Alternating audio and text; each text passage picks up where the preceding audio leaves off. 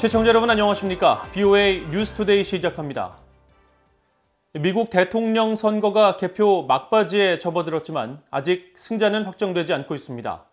이런 상황에서 도널드 트럼프 대통령은 우편 투표와 개표를 문제 삼으면서 소송전을 예고하고 나섰고 바이든 전 부통령은 승리를 거듭 확신하고 있는 상황입니다.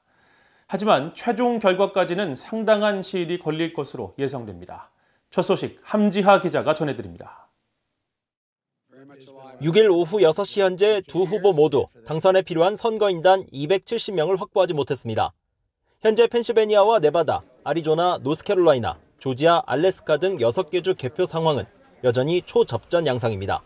다만 바이든 전 부통령은 이날 오전부터 트럼프 대통령 우세 지역이던 조지아와 펜실베니아에서 역전에 성공한 뒤 이를 유지하고 있습니다. 6일 오후 6시 현재 조지아주는 99% 개표 상황에서 49.4% 대 49.3%, 0.1%포인트 차로 바이든 후보가 4,186표 차로 앞선 것으로 나타났습니다.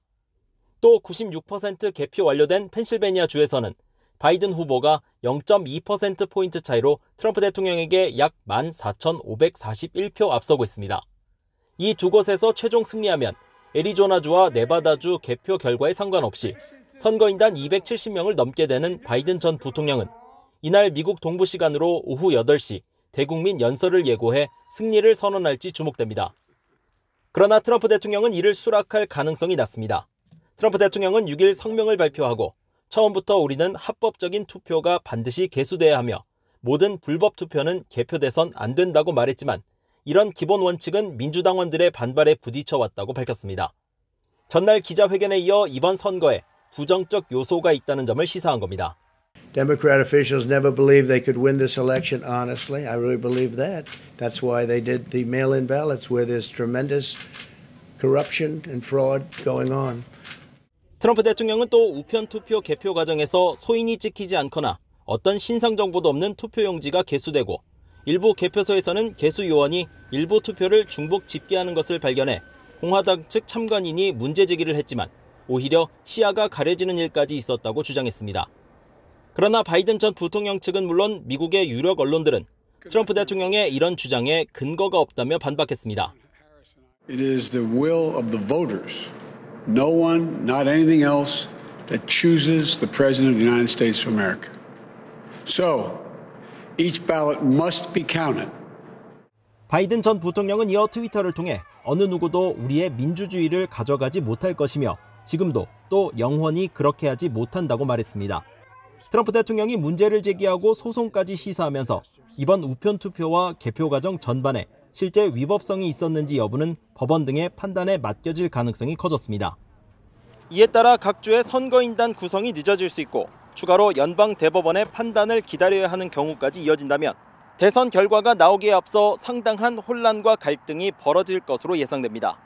VOA 뉴스 함지하입니다.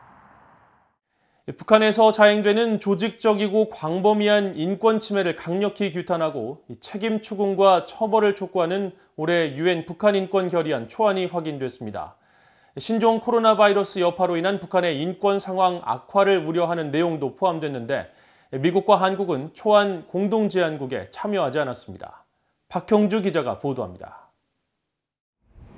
유럽연합 EU가 지난달 말 제75차 유엔 총회 제3위원회에 상정한 북한 인권 결의안 초안에는 북한에 의한 조직적이고 광범위한 심각한 인권 침해를 강력히 규탄하고 이런 인권 침해가 지속적으로 보고되는 상황을 매우 심각히 우려하면서 구체적인 유형을 명시했습니다.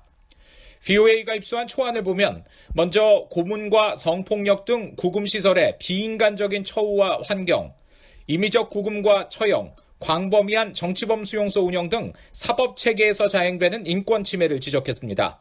또 국외에서 추방되거나 송환된 탈북민에 대해 고문과 처벌, 처형 등 보복이 자행된다고 비판했습니다. 여성과 소녀에 대한 기본권 침해와 이들이 탈북으로 이어져 매춘과 강제결혼 등을 위한 인신매매의 표적이 되고 있다는 점도 지적했습니다. 초안은 또 지난해 결의안과 같이 북한이 자행한 국제 납치와 납치된 이들에 대한 즉각적인 송환의 시급성을 강조했습니다.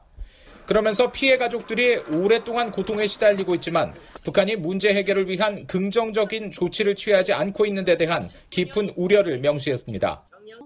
이어 유엔 안보리는 북한 인권 유린의 책임 추궁을 위한 적절한 조치를 취해야 한다는 권고도 포함됐습니다. 그러면서 북한 상황을 국제형사재판소 ICC에 회부하고 인권 유린에 가장 책임 있는 이들에 대한 맞춤형 제재를 가하는 방안을 검토할 것을 제안했습니다. 이번 초안에는 또 북한 당국의 신종 코로나 바이러스 대응 조치가 국제법에 따라 필요한 범위 내에서 이루어져야 하며 인도주의 지원단체의 활동이 국제 기준에 따라 진행될 수 있도록 협력해야 한다고 강조했습니다. 최근 국제사회로부터 강력한 비판을 받은 북한군 총격에 의한 한국 공무원 피격 사망 사건은 초안에 언급되지 않았습니다. 이 사건을 제3위원회에 보고했던 토마스 오헤아 퀸타나 유엔 북한인권 특별보고관은 6일 VOA에 특정 사건은 결의안에 포함되지 않는 것이 관례라면서도 한국과 북한 정부에 공식 제기할 것이라고 밝혔습니다. What is the practice of the United Nations General Assembly?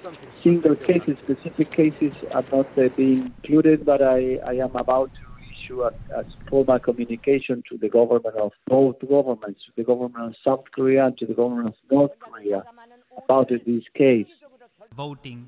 이번 유엔 북한인권 결의안 초안에는 일본과 호주 등 40여 개국이 공동 제안국으로 참여했고 미국은 이번에 한국은 2년 연속 이름을 올리지 않았습니다. 유엔에서 인권 문제를 담당하는 제3위원회는 이달 중순 이 결의안을 처리할 예정이며 다음 달 중순쯤 유엔 총회 본회의에서 최종 확정될 전망입니다. VOA 뉴스 박형주입니다. 미국 재무부 산하 금융범죄 단속 네트워크는 6일 금융기관들을 상대로 대북거래 위험성을 강조한 주의보를 올해 세 번째로 발령했습니다. 이번 주의보는 자금세탁 방지기구가 지난달 21일 개최한 화상총회에서 자금세탁과 테러 확산 금융의 국제기준을 이행하는 데 있어 전략적 결함이 있는 국가 명단을 갱신한 데 따른 후속 조치입니다.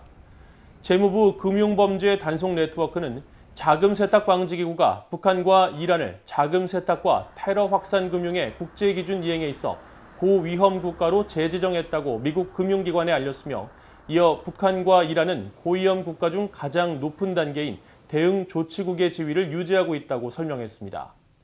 또 각국의 북한과 이란의 자금 세탁 방지와 테러 자금 조달 금지 제도 내 중대한 전략적 결함으로부터 국제 금융망을 보호하기 위한 대책 도입과 시행을 촉구했다며 자금 세탁 방지기구 성명 이행의 중요성을 강조했습니다.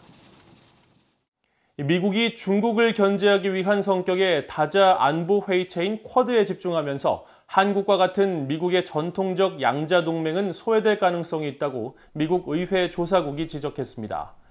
미국 의회 조사국 CRS는 최근 발표한 보고서에서 미국, 일본, 호주, 인도의 안보 회의체 쿼드가 영내 다른 국가들을 배제하면서 전통적인 양자 동맹을 소외시킬 수 있다는 비판이 있다며 조약으로 맺어진 미국의 동맹인 한국은 해상 이해관계와 점증하는 해군 역량을 갖춘 민주주의 국가라는 설명에 부합하지만 쿼드에 속하지 않았다고 설명했습니다.